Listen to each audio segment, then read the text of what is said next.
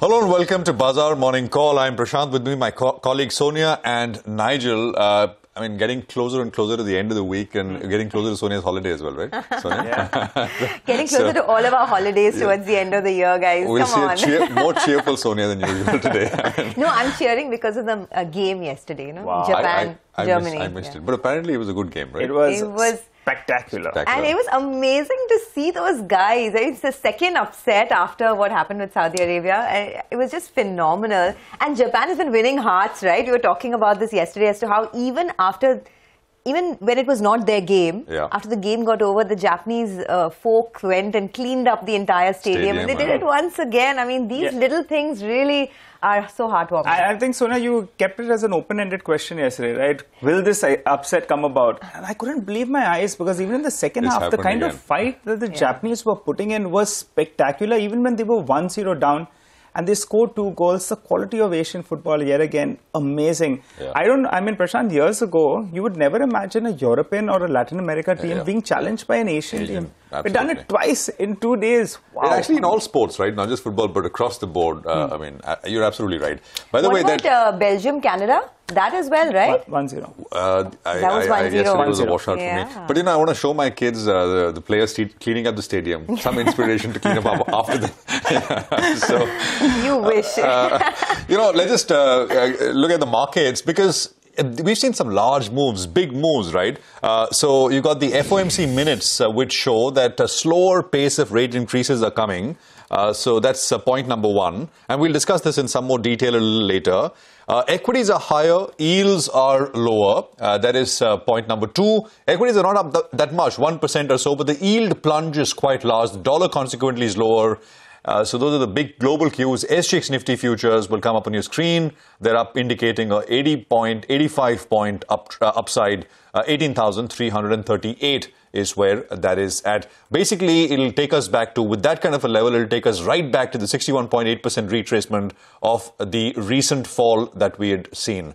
So lots to talk about here this morning. Guys, hi. Oh, absolutely. And there is cheer across the market, right? I mean, you can see it in the data that has come through. Not only is the SGX up about 90 points, the big headline, and of course we'll talk about that in greater detail, is the Fed minutes signaling smaller rate hikes going ahead. And that is what the market really wanted to hear.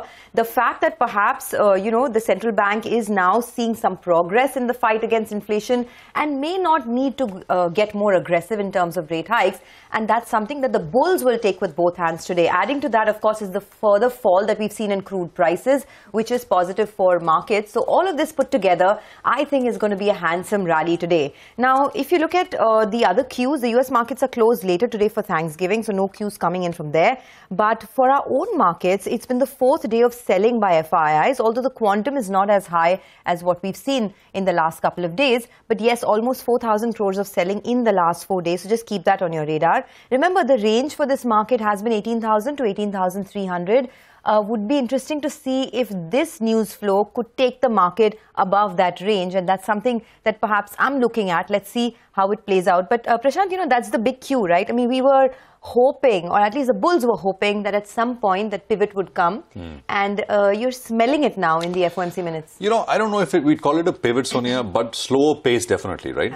So pivot would be like they stop hiking and then they cut rates. They will still hike, but just with a slower pace.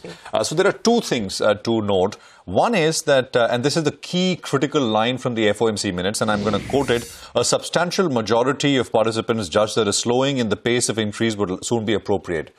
In Fed speak, in Fed parlance, in Fed language, soon means next meeting. It typically means next meeting. So we're talking about December. So, you most likely will see a 50 basis point hike, but that we already know. It's not as if we don't know that. That is one. The second is the data out of the US, which is PMI numbers, that both manufacturing and services is below consensus. And this is one of those, bad is good. Bad data is equal to good news for markets, because, policy will not be as aggressive in terms of tightening. So those are the 2 reasons why perhaps, the market would be a bit more optimistic that at least the pace of hikes will slow down. What was the market reaction? Plunge across the yield curve. So the 5-year, the 10-year, the 30-year on your screen, 6 basis points and 6 and 10 on the 30. The price of oil has fallen sharply. And it's the same thing. Demand seems to be falling off faster. It fell 4% or so to 84, just under $85. And I've always said this is the single most important cue for a country which imports 80% of its crude needs. Again, reasons are many. Poor liquidity is one, and I think you should be mindful. We are coming into the end of the year. It's notorious time for low liquidity, so price moves are exaggerated. So, price is 85 right now, but it could reverse back as more participants come in later as we start the next year. So, price moves are exaggerated. That's a given. EU price caps on Russian crude exports, that's a more fundamental reason. China COVID restrictions, weekly inventories, and of course technical levels as well. So all of this kind of coming into play, but that is an important cue for India. What's the trade setup? I mean, coming and taking all of this together, the Nifty yesterday rose exactly to the 61.8% retracement of 18,324. This is the level where the SGX is indicating the opening at, almost exactly there or slightly higher than that.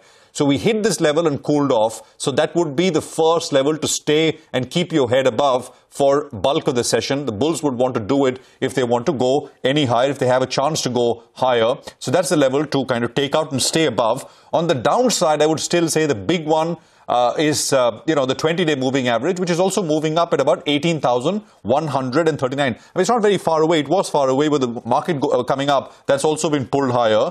Sector rotation is fast and furious. I mean, you speak with people, you speak with even professionals who do this for a living. Unless you're in the right sector, you get out and get into the next one, which is coming into action, coming into the mix. It's been difficult in the broader markets. Railways, defense, PSU banks, something or the other. Yesterday, fertilizers came back into the mix. So it's gotten tougher in terms of broader markets. And again, to sign off, volumes are low, so keep that at the back of your mind. And US markets are closed for a holiday because of Thanksgiving today. So you won't have US cues to depend on when you come back tomorrow morning. Najib, what are you watching on? Well, today is expiry, right? So volatility will pick up in the second half of trade. And the rollover picture, whether it's on the Nifty or even market-wide rollovers picture, it's more or less in line with what you've seen in the previous few series. Now, will it be a free hit for either the bulls or the bears today? Because we're on our own. The US market is shut today. Tomorrow, they are open only for around half a day or so. So it's a kind of a free hit. Let's see which way this is going to swing. And we have few bullish indicators that are coming overnight. Dollar index is below 106. You have Brent crude prices that have corrected to around $85 per barrel. And the US, 10-year yield, that's cooled off as well. So all those three good bullish indicators. The FIs in the F&O market, they continue to remain net long. Yesterday as well, they added more than 10,000 long contracts. But I'll tell you what, the bulls have missed these shots in the system. If there were shots in the system, we would have managed to cross that 18,400, 18,450 hump. That said, the problem is call writing. Yet again, 40,000 call contracts were written and two strikes were very active. 18,300, 18,350. And between both those two strikes, the total open interest went up by around 60 lakh shares. The total open interest at these strikes, put it together, is 2 crore shares, 1.4 plus 60 lakh odd. That's giving you a sense that the bears, they're still in with the fight. They want to defend this 18,350. So crossing this 18,350 hump and trading about that, that's something that the bulls want. However, there is support at lower levels. Yesterday as well, there was some shift in terms of put writing. We did see the 18,300 put, that was fairly active. 18,200 put, well, that was unwinding some positions. So that's giving you a sense that that 18,250 level becomes important. And since it's expiry, a short straddle could be in play. That's the writing, the 18,300 call as well as put. You pocket 100 rupees and you get a broad range, 18,300 minus 100, 18,300 plus 100. So the broad range is 18,200 to around 18,400. On the downside, 18,230 becomes very, very important. That's the first level of support. While on the upside, 18,350, that's a crucial resistance zone. Trading about that is important. As has been the case the last few days, don't chase the open, look to buy the dip. And then let's take it from there. For starters, SGX Nifty up and about. Okay, early Thanksgiving perhaps, right, for the bulls. Yes. It's a big move that's coming in this morning, bright hue of green. So lots to talk about. As we said, the bullish trend continues. The US markets have done well. Crude is down. The dollar index has retreated. And for our own markets, it's only up and away from here. But let's see how the day pans out. First up on the equities front, we have a comment coming in from Michael Wilson of Morgan Stanley, who says that after what is left of the current tactical rally, he sees the S&P 500 discounting the 2023 earnings risk sometime in Q1 of the next calendar year via a 3,000 to 3,300 price trough. According to Mike, 2023 will be a very challenging year for earnings growth, but 2024 should be a strong rebound. Equities should begin to process that growth re-acceleration well in advance and rebound sharply to finish 2023 at 3,900 in their base case. Well, some money market views as well, and this is coming out in the rupee. Parul Mithil Sinha of Standard Chartered says rupee came under pressure this week despite dollar weakness and drop in oil prices below the crucial $90 a barrel threshold. Trade deficit widened in October and is likely to stay elevated in the coming months. She expects rupee to trade in between 81.3 to 82.3 range next week, with dollar and oil to be watched for cues. Okay, and why don't we get a view on the bond market? Parul says domestic yields were range-bound this week, mapping global rates. The expectations of slower pace of rate hikes by the central banks has led to a consensus view of the India MPC following suit. The credit deposit growth wedge is expected to put pressure on the short end of the rates curve. Parul expects that the Indian 10-year benchmark bond yield trade in a range of 7.25 to 7.35% next week, with global rates as the key driver. Well, we have a lot of stock-specific action to track for you, and we'll get to that in just a bit in our special Top 10 segment. We're looking at Tata Consumer Products, Biocon Granules, Star Health Insurance, PB Fintech, Pinno Payments Bank, and Voltas. They are stocks on the back of positive news flow. While we have Tata Motors, Glenmark Pharma, and ONGC. They are stocks that could open up with a bit of a downtick. Okay, Arvind Sanger is now joining us. He's managing partner at Geosphere Capital Management. Arvind, great to have you back on the program. Thank you very much for your time. You've got a pretty nice, decent setup, right? Yields are down, dollar is down, oil is down, and equities are higher. And of course, we got that FOMC minutes. You got the PMI, which is disappointed. All of it indicating to perhaps that the pace of hikes will be slower and not as aggressive. How are things set up as you see it, Arvind? Yeah, I mean, I think we're into this year-end rally, and unless some data comes along in December, which shows an inflation scare, we could continue to have kind of this Goldilocks scenario where it's not too hot. Fed is only going to do 50 basis points in the next rate hike, and you're going to have hope that that inflation, if we see PMIs and others suggesting service inflation is also coming down, then the worst of inflation fears are behind us. So that clearly is a Goldilocks scenario, and I think we probably will continue that for at least a few weeks. I see two flies in the ointment. One is seeing what happens year end on inflation numbers, whether they come down as fast as people are expecting, and if there are any negative surprises, it may not be December, maybe it's January. But the second bigger headwind that I see is we have had China zero COVID, which continues, by the way, but which clearly the government desperately wants to get out of, and you can see the news, that suggests that Chinese citizens are very unhappy. But I don't think that's going to happen before winter. But when that does, and when U.S. Strategic Petroleum Reserve releases are done, at that point, if you get revenge travel out of China at the same time that U.S. isn't supplying 1 million barrels per day to the market, you could see the second leg of this, inflation, not as bad as it was earlier this year, but it may not go down as fast. So that I think is the fly in the ointment, is the China slowdown reversing at some point in 23. But that's a little bit more in the distant future. I think right now it's all systems are positive. Okay, and is there a sharp market rally that you would expect in the Indian markets, purely because of the reasons that you mentioned? The US perhaps going slower on rate hikes, crude prices falling, the dollar is retreated, and our own markets are virtually at all-time highs. You think this is the trigger that we needed to sort of take that next leg up? Yeah, I think we're kind of bumping against this level that the market has tried to break through. I think it's 3 times now, but in any case, I think that if we break through this level, you could get a bit of a bull run here. And you never know in these kind of technical sentiment-driven rallies how quickly, how much things could go. But, I think we look at it more in a medium-term perspective, and what you asked is clearly true in the short term. But I think the earnings fundamentals looking into calendar 23, fiscal 24 for India look very solid. So that's where we hang our hat in terms of being cautious about valuations, but finding opportunities given the growth backdrop that exists. Morning, Arvind. What's been a bit of a boost for us is the way crude oil prices have corrected. And it seems we get some news bits on a weekly basis, but crude is unable to go back to those highs, $9,500 per barrel. It's at around $85 per barrel, but that Chinese opening up factor, could it take crude higher, do you think so? Or do you think we're going to be in this vicinity? Well, look at it this way. We are in a recession in Europe. We are in a slowdown in the US. We have seen demand slow down from emerging markets because a lot of local currency crude price are much higher or product price are much higher.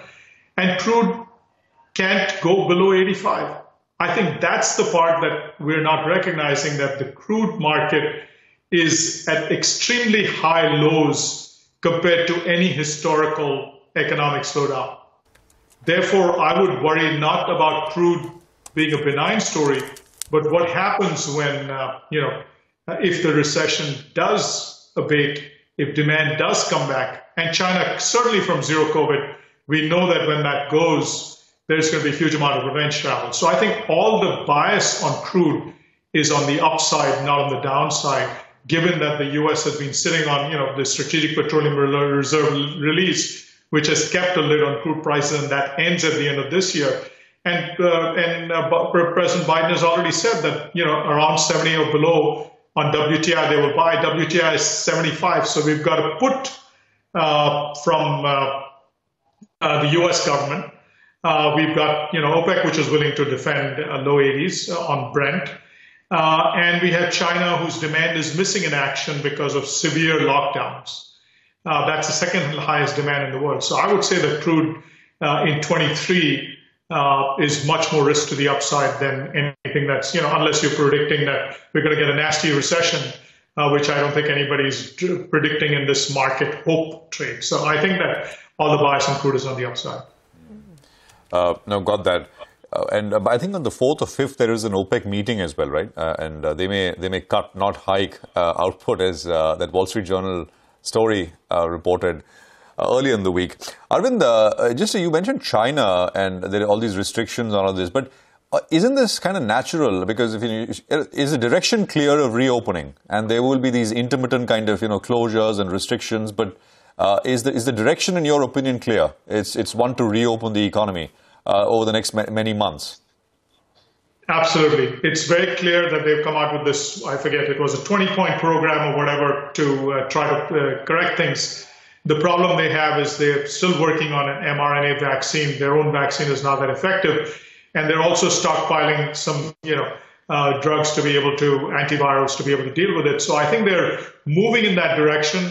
Winter is the worst time to try to reopen, right? Because you're going into the highly infected period. So my sense is that this will be the next 3 months, the news flow is going to be mixed. The policies will try to be positive, but COVID is going to spread. But once we get into March, April next year, I strongly expect China to, they've given every signal that they want to dish this strategy. And I think that's the time frame in which you should expect that. Okay. All right. Arvind, always a pleasure speaking to you. Thanks a lot for joining in and giving us your view. Well, that's the word coming in. Looks like things are all set for a positive opening this morning. The US Fed indicating that slower rate hikes going ahead. That's definitely positive from the bulls' point of view. But let's see how things shape up. Let's slip into a quick break. On the other side, our list of top 10 stocks coming up. Stay tuned.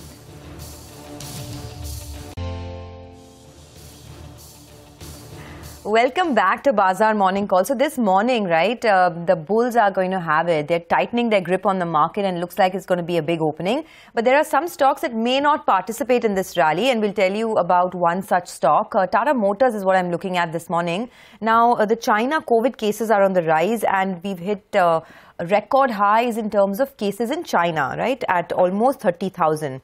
Now, it's a very important market for Jaguar Land Rover. Almost 27% of the overall JLR sales comes from China, and that's in FY22. If you look at the Q2 of this year, that's the latest quarter, the China sales in JLR accounts for 31%. So, because of the restrictions, because of the higher COVID cases, definitely demand will get impacted. And China was just about recovering. So, if you pull up, a chart of the last 5 quarters of how JLR has sold in China, Q1 was very weak, but after that Q2 was quite good actually, because the semiconductor issue was sorted out and sales were just about recovering. Now the expectation is, because of the restrictions, once again the China sales will get hit. So I'm going with red for Tata Motors today. Okay, all right. Well, some bit of news coming in on another Tata Group stock, that's Tata Consumer.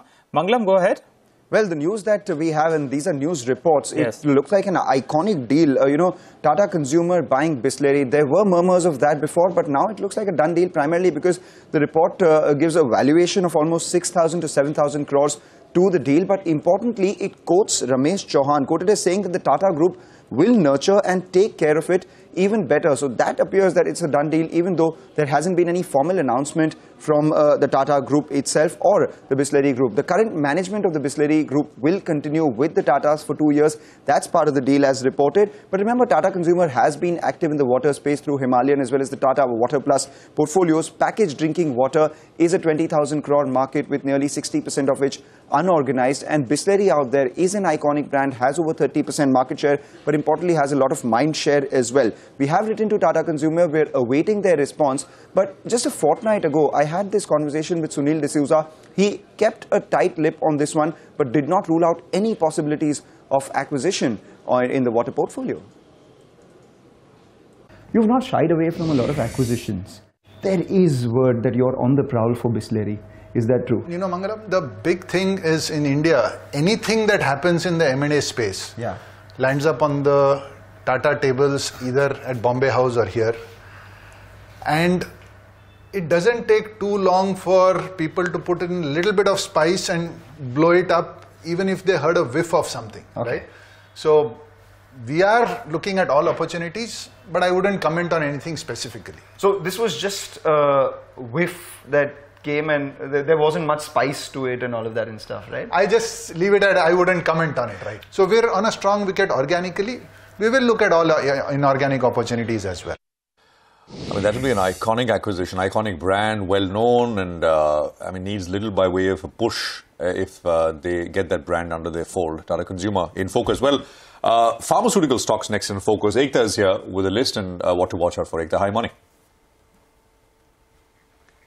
Thanks for that. Well, yes, I'm going to start with Glenmark, which is in focus because the US FDA has now issued a warning letter to their Goa facility. So not good news. The plant was inspected in May of 2022. They had received an official action indicated status in August 2022. The company is confident it's not going to disrupt supplies, but remember that this comes after the Badi facility for Glenmark was put under an import alert. So it's definitely going to be a negative for Glenmark. Biocon, they've signed a semi-exclusive partnership with a European company, which is basically for a type 2 device, drug device combination, and hence it could be positive for Biocon. Not that much, but nonetheless a positive sentiment. Okay, thanks a lot, Ekta, for that. So those are a couple of pharma companies. Let's go across to Surbi now. She's tracking Star Health as well as PB Fintech. Surbi, over to you. The Insurance Regulatory Authority has released a revised consultation paper on expense of management and commissions. The regulator has done away with the specific caps on commissions to agents and intermediaries that it had earlier proposed in August, and instead it has suggested that the commissions paid by the insurance companies, both life and non-life, should not exceed the expense of management. The proposed expense of management limit is 30% of gross premiums for life insurance companies and 35% of gross premiums for standalone health insurance companies. This may come into force by April 2023. We believe that this would be a big positive for PB Fintech as it substantially reduces regulatory risk for commission rates, and also positive for Star Health as its expense of management ratio for Q2 was nearly 30%. All right, that's a bunch of things to watch, but there is more. Fino Payments Bank and Voltas are also in focus. By the way, we'll be speaking with the management of Fino Payments later. Stock was in action yesterday. Vivek is standing by on both those names. Vivek, hi, good morning. Well, good morning. Very interesting block deal happened yesterday in Fino Payments Bank. Remember, the stock was pushed at the upper circuit in yesterday's trading session. And actually, the block deal that happened actually happened at the higher end of the upper circuit limit. So, Capri Global Holdings was the buyer, and they bought almost 13.1 lakh shares, a little more than 1.5% stake in the company. So that will continue to remain in focus today as well. And the other name on our list is Voltam Transformers, some fund action over there. So Nalanda India Fund actually sold 4.2 lakh shares. They marginally trimmed their stakes, and Nippon India Mutual Fund have further hiked their stake. Around 3 lakh shares is what they bought in yesterday's trading session. Thanks for that, Vivek. Well, going back to Ekta. Ekta, tell us about Granules 2.0. Well, yes, it is a long-term strategy for them. It will get reflected in their performance only after 2 years. It is centered around backward integration of their current product portfolio. So that is something which is a longer-term positive, not something which is near-term. Near to medium-term, they're looking to launch more core molecules in their key markets. They're facing low double-digit price erosion in the US in the oral solid dosages segment. They are getting additional orders on paracetamol because of a particular global leader, in fact, posting bankruptcy. So that's possibly the biggest positive here. They expect to reach 23 to 24% EBITDA margin, and raw material for paracetamol, which is PAP, has been restored. So these are a couple of near-term takeaways for Granules, which would probably be more positive than the Granules 2.0 strategy. Okay, thanks a lot for that. But one thing that's positive overall for our own markets is definitely the fall that we've seen in crude prices overnight and over the last many days. Manisha is here to give us a quick take on that. Manisha, good morning. Morning, Sonia. Well, absolutely. Trading at a 2-month lows right now, and we've seen 4% of a decline overnight yet again. While we have been dealing with a weak global demand outlook, what the markets are reacting to is that the G7 price cap on Russian oil could come in at a $65 to $70 per barrel, which is higher than where the markets are trading right now. Earlier, the price cap was thought to be around $40 to $50 a barrel, and that is when Russia had said that they will then stop supplying crude to the countries who are putting this price cap. But with these current levels, it does look like that Russia would continue to be still profitable. The other thing is the U.S. gasoline stocks, which have risen yet again. So that tells you that the demand on ground continues to be weak in U.S. as well. And OECD says that they're anticipating deceleration in global economic expansion. In any case, OPEC and IEA are talking about lower global demand growth in this year and next as well. So everywhere that you look, including the Chinese COVID cases rising to record highs as well, everything tells you that the crude oil demand is on a weaker territory here, and that's weighing onto the price. Okay, thanks for that, Manisha. Well, let's do a quick recap of all the top stocks we just covered for you. Stocks with positive news flow. They include Tata Consumer, Tata Products as well, Biocon, you had Granules, Star Health Insurance, PB Fintech, Fino Payments Bank, and Voltas. While stocks with negative news flow include Tata Motors, Glenmark Pharma, and ONGC. Nishal Maheshwari is our guest who will talk stocks fundamentals with us in a bit from now. Also, stock-specific talk with regards to, Kim's Hospitals. V. Bhaskara Rao, chairman of Kim's Hospital, will be with us to discuss their business outlook. That conversation in a bit from now as well.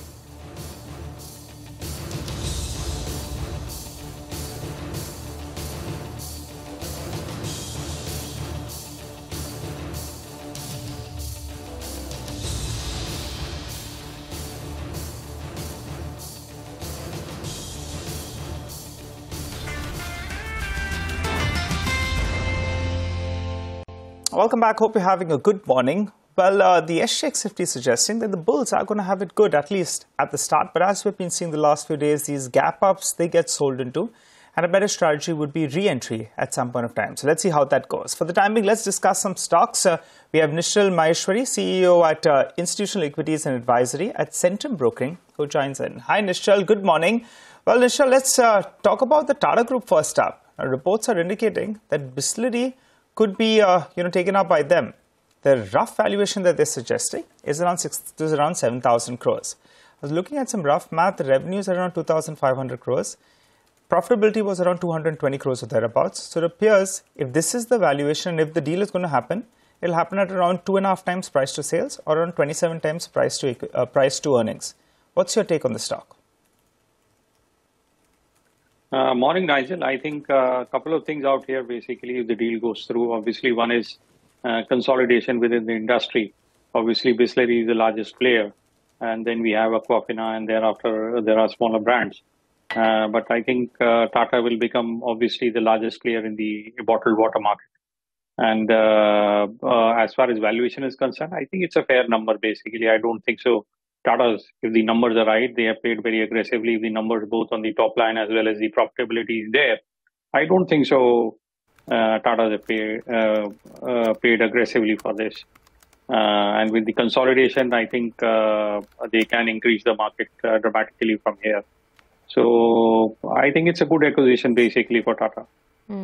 It's a good acquisition for Tata. How about, since we're talking about the Tata Group stocks, what does one do with Tata Motors? As they say, when it rains, it pours, and now it's pouring bad news. Once again, JLR sales could be under pressure because of what's happening in China. At any point, do you look to buy the dip or do you stay away? No, I think basically buying the dip makes a lot more sense for Tata Motors now, actually, rather than actually avoiding the stock. Obviously, you have some bad news coming. Obviously, China is an issue. There has been some other issues, basically, as far as the top management changes happen. But I think this is all part of the game. And CV market continues to do well, especially for on the Indian side. Again, they are the leaders as far as EVs are concerned in India. So I think it's a very small space at the moment. But then they have taken leadership there. So I think they are getting their act together, and the stock is not very costly at these prices. Nishal, yesterday, good morning, another sector which was thrown into the mix was this entire fertilizer space. From RCF to NFL to FACT, and the lower end of the fertilizer pack, if I can put it like that, excluding RCF, of course. Anything there in terms of action, activity, news flow, or just momentum-led moves? So, Prashant, I think one is obviously basically after a good rainfall, you are seeing uptake as far as the fertilizers and agrochemicals are concerned. And then you have a very strong, the news which we are getting from the ground is basically there is a strong sowing which is happening across the board, basically, as far as the winter crop is concerned.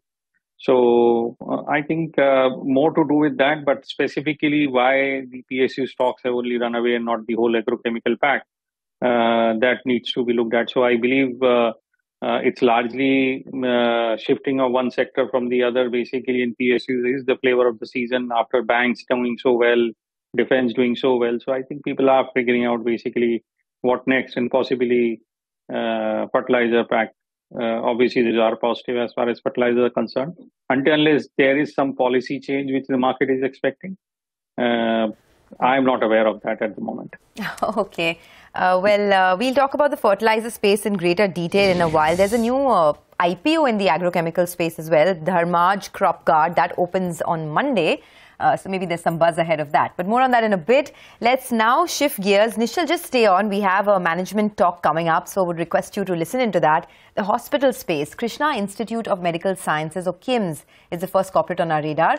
The company has recorded a very strong revenue growth while the occupancies have also improved. Let's just pull up the stock. The issue price when it listed in June of 2021 was 825 rupees, and now it's at almost 1500. So it's had a fairly smooth run. And as we said, the fundamentals have also looked pretty good. So we have B. Bhaskar Rao, the chairman and MD at KIMS Hospitals, who joins us now. Mr. Rao, good morning, and thanks for being with us on the channel. First, I want to ask you about the occupancies. They have improved to 70% plus levels. Want to understand whether it can pick up further. And I'm also asking because, medical tourism has now come back in a big way. Are you seeing that as an incremental growth avenue, and what is the expectation for the second half of the year? So the volumes has been definitely increased because of the lot of elective cases that were waiting for the post-COVID third wave and all stabilization. That's why the volumes has increased a bigger one, and that will continue to increase. Second important thing, as far as the medical tourism is concerned, as far as we are concerned, that we never focused mainly in medical tourism international. The reason is that the connectivity to other countries to Hyderabad is very, very poor. Now we are, this quarter actually we have done the maximum in our history. So moving forward, we are focusing more and more on the medical tourism, and moving forward, we have in Maharashtra, Bangalore, we are planning to expand. That time, I think there is a connectivity is very good, and we definitely, if not the next half yearly, maybe next year, there will be a tremendous improvement on medical tourism is concerned. Okay, you want to give us a couple of numbers, Mr. Rao? You know, what is the current occupancy? How do you see that shaping up? And if you want to focus more on medical tourism, as a percentage of your revenues, given that now you're not so south focused, you're moving to other parts of India as well, what could that number go to, medical tourism, as a percentage of your revenue? As of now, we have around 1% of the medical tourism. Maybe we will try to, next 2 to 3 years' time, we'll go up to 7-8%. Okay. Our revenue. All right. And occupancy is at about 62% or so, right?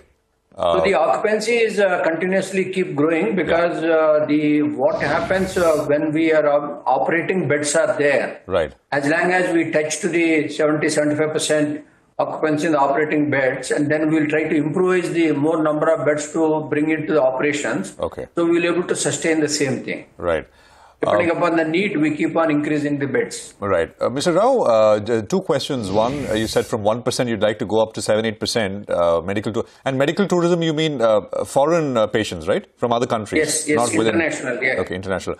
Do you have to, so how do you go? Do you have to spend more, advertise? I mean, how does this work to get these patients to your, because there are other hospital chains in India who focus on that in a pretty big way as well. The reason is we are still getting, as I mentioned, that is around 1%. With the connectivity, we are not able to, whatever is the clinics that we are running outside the country, and already we have been done some activities there as a camps or people who can go there and do some surgeries and all. Now, once the connectivity improves, when we go to Bangalore and Bombay, then this is only nearly 2 to 3 years time down the line. We are pretty well, we are expecting a good growth in this. One question, other expenses in the quarter went up very sharply, both quarter on quarter and year on year. What was that on account of? See, basically we have been recruited a few more doctors, recruits, so nearly 48 doctors have been recruited. So because of that, now we have been keep changing the Sunshine where we acquired, and those we are recruiting more and more doctors. So initially when the doctors comes, it will be a cost for the company. Over a period of time that we will be able to nullify. That's why the cost has gone up. So I'm sure to increase connectivity, because this is something that you've mentioned through the interview, that the lack of connectivity is something that is perhaps preventing medical tourism from picking up. Are there any acquisitions planned? You have done a couple of them in the past, Sunshine, Kingsway, Nagpur. Any more that you plan to do in the next 6 to 12 months? If yes, what are the geographies you're looking at? What's the amount that you have outlined? Basically, we are looking around mostly in Karnataka and Maharashtra and part of Tamil Nadu. Okay. These we may have some opportunities in the next 6 to 12 months of acquisitions. Okay. Whether it may be a brownfield, semi-brownfield, or running hospitals. And the outlay may not be very huge. Whatever is the internal accruals is more than enough to fund that. Okay, talking about these acquisitions, Mr. Rao, for both Sunshine as well as Kingsway, that's in Nagpur, the margins were much lower. And you had a plan that in the next 12 to around 18 months, you're going to scale up these margins. So give us a sense on both these two assets. What were the margins and where do you see it headed to? I believe you have ambitious plans out there. So basically, then right now, these in Nagpur is concerned, there will be around very low margins, around 3 to 4% of the EBITDA margins that we are looking into next 3 to 4 years. We can able to match our acquired assets, what they are doing around 28-30% like that. Even the Sunshine, we are also around 14-15% when we acquired. That we are pretty well confident that we can able to achieve whatever is the mature assets in the KIMS history. We will definitely achieve those type of margins.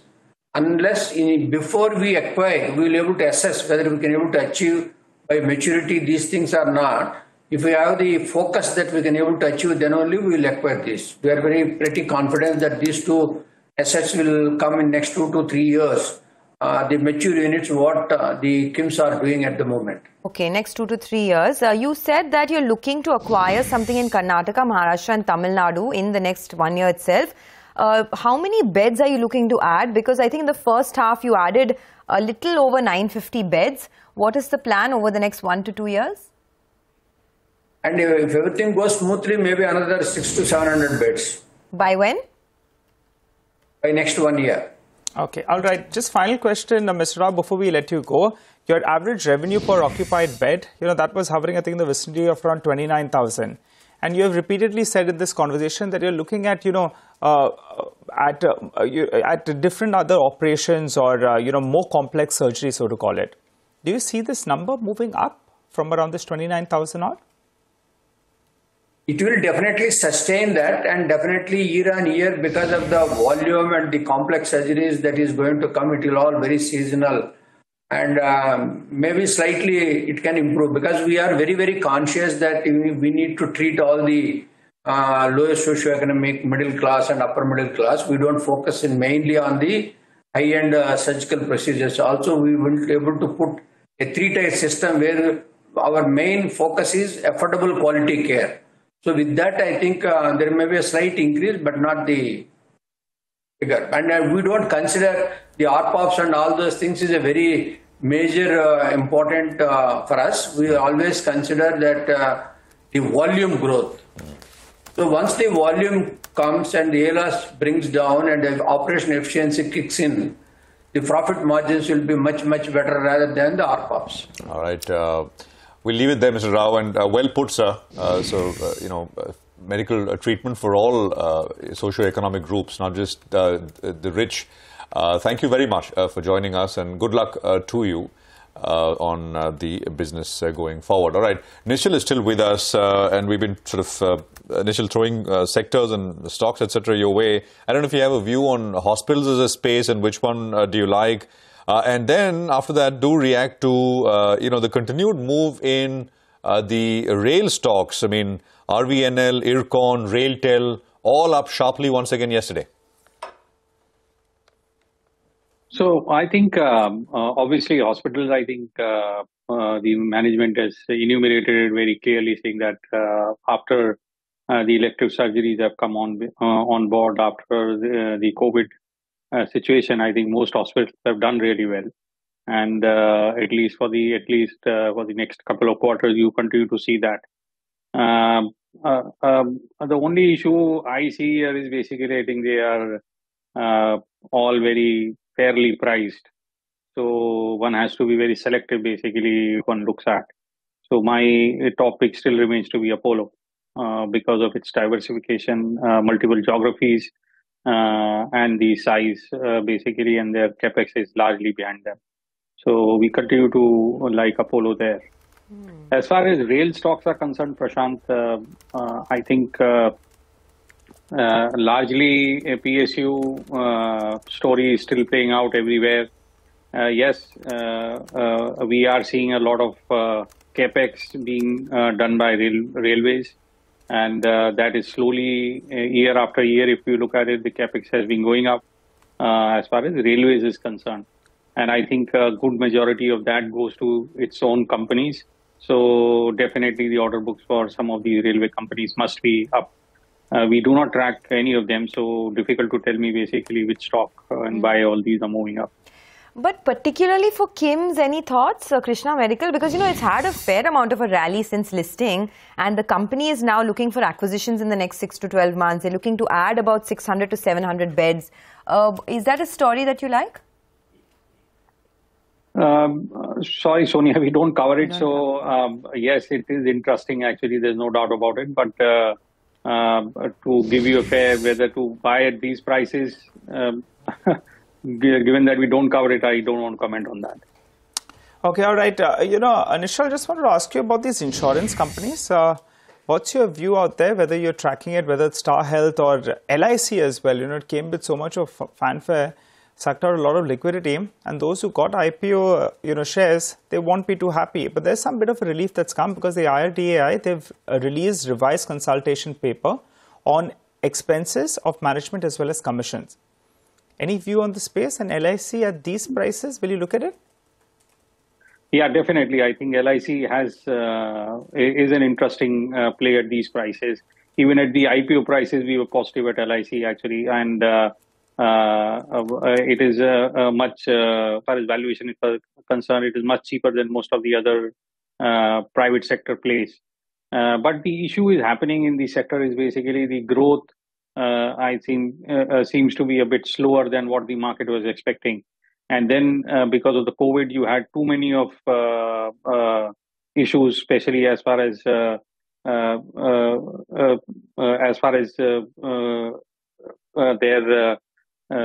profitability got hit because of issues related to COVID. So I think they are coming out of that, both the general insurance as well as the life insurance. But at these prices, LIC definitely looks good. The other one which we like is SBI Life in that space. Okay, all right. Nishal, just stay on. We need to take a short commercial break. We will be back in just a bit. On the other side, we'll also ask our technical experts, Sudarshan Sukhani and Mitesh Thakkar, about how the day could pan out. Looks like it's going to be a strong start. Stay with us. Okay, welcome back. Sudarshan Sukhani is with us, so is Mitesh Thakkar to set us up for the day. Gentlemen, good morning. Good to have both of you here. I mean, the market is going to have another strong start. But like so many of the past days, action happens in the first 1 hour and the last 1 hour. And yesterday was no different. Sudarshan, a response to that and how are things looking? Will gains hold? Will we build on the gains? What's your sense? Yeah, good morning, Prashant. See, markets do their own thing. Sometimes they give up the gains of the early morning and sometimes they don't. But the point remains that after Monday's decline, the Nifty is higher. It was higher on Tuesday, it was higher on Wednesday, despite an intraday decline. I don't think we should pay too much attention on these intraday moves. They're far too smaller for most traders to benefit from them. A slightly larger move is what is relevant. So my sense is that on Monday, we made a low of some kind. Since Tuesday morning, I have been suggesting going long, and that is the context in which we start trade today. Go long. Use options for the next Thursday expiry, not today, and stay on the long side of the market. Don't worry if there are intraday minor hiccups. It doesn't really matter. The important point is, will we be higher from current levels in the next 3-4 days? And the answer, I think, is yes. So go long. Okay, go long in the market. Mitesh, how about you? What would the view be for today? Even if one goes long, right? Do you suggest taking positions out before end of day purely because A, it's expiry, and B, there is a holiday coming up in the US, so you don't know which way things could go. Your thoughts? Well, I think we've been maintaining long since yesterday. Typically we were looking at some contraction and consolidation, but yesterday when we started getting past 18,300, I think we felt that the market would at least, if not give a breakout, at least head towards the 18,420, 430 level, which is where we had made an intraday high a couple of days back. So I think that retest is very likely. And since the long-term charts are positive, it could happen that we might actually attempt a breakout. So in that sense, maintain a long bias very clearly. Today, in fact, we have all buy recommendation on the stock side as well. The additional factor of comfort which allows us to go long is the Bank Nifty, which continues to trade near the all-time highs and is not showing any signs of weaknesses yet. Okay, all right. Hi, Mitesh. Morning. What about individual stocks? What are you looking at? Yeah, morning, Nigel. As I said, I have all buy calls today. So the first one is a buy on AV Capital with a stop at 127, targets of 135. Indigo was mentioned yesterday. I think Sudarshan also pointed out, good breakout. Pricing volume action is very strong. Buy with a stop at 1870 for a next target of 1945. A conditional buy on Apollo Hospital, it needs to break above 46.30. It might open there with a gap today, but above that, buy with a stop at 45.90 for targets of 47.25.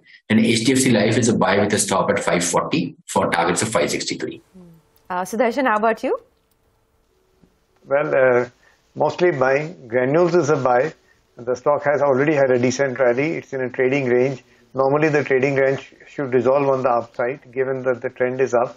Buy with a stop under 354. JSW Steel is a buying opportunity. It had a good day yesterday, and I think it's heading towards 3-month highs. So buy with a stop under 692. India Mart is my only intraday short. India Mart has a chart, where it's falling day after day after day relentlessly. It's an intraday short with a stop above 44.29. And Pidilite is my fourth stock, again a buy. It's building a small base about 2 months. I think it's a good stock where a breakout could occur. So buy with stop on at 26.50. Primarily, Sonia, the theme is be on the long side of the market. Okay, that is the moot point, right? Be on the long side of the market because things are going to get better from here. Nishal Maheshwari is still with us. I just wanted one view from him. Nishal, in the last couple of days, we've seen high-level exits at many of these platform companies, whether it's the Zomato co-founder resigning, whether it's a Nykaa CFO resigning. And I understand that these businesses are still intact, but it destabilizes the business for some time with these high-level exits, and it's not a great signal for shareholders either. What do you do with stocks like this? So I believe basically these all, so there is a fairly large leadership at all of these companies. I think most companies who have reached this size, basically, they have a fairly large leadership bench. I think, yes, I agree with you. Basically, 1 or 2 people going in at very senior level, it will impact. But you have to understand, basically, all these companies come from a background of venture capitalists.